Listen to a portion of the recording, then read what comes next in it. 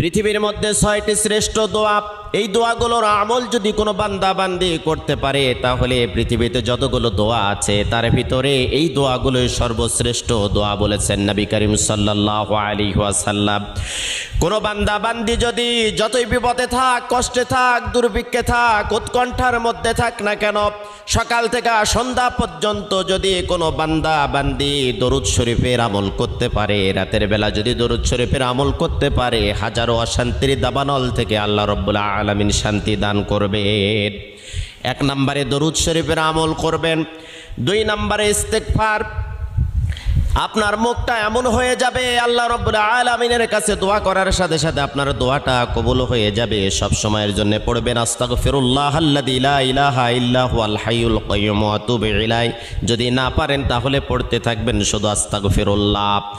3 নম্বরে আপনি পড়বেন ইয়া যাল জালালি ওয়া